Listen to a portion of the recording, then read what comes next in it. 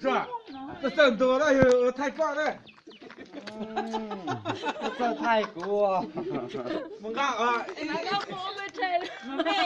是吧？ mình nhiều มึง bóng ก็giờ bây giờ nó thì hổ ở thế này.喂，你放到呢？我被车你唔能見嚟，睇幾多你咯？chết đi mà. Chùa chùa ma lì chùa tăng bà lì cho mình ô tí om ma có đủ tháo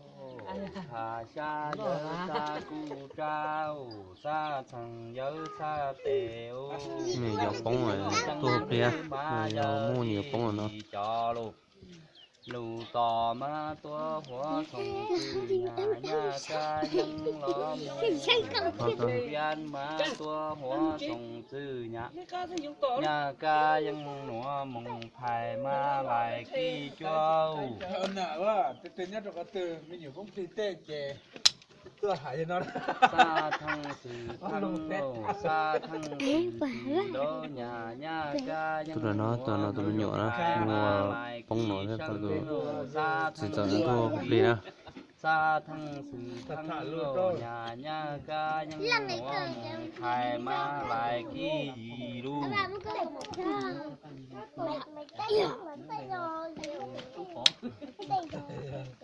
chi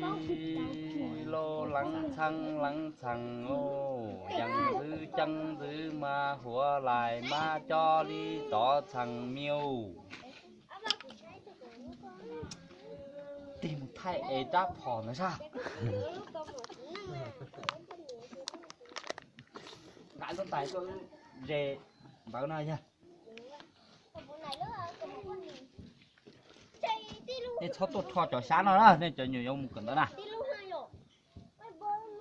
Alo đó cũng khát cho. Đây, được chưa?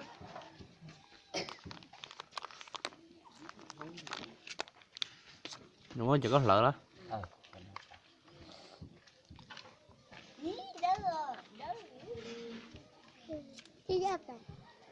muốn dần tận lợn đó cho nó muốn dần tận và lợn đi sau mía nó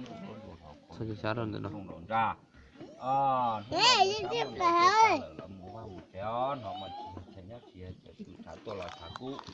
na lò na du cho đông nhẹ đông kia đông chi đông vi đông dầu đông xa đông thâu nó mua ăn một chéo thì ông muốn dây chú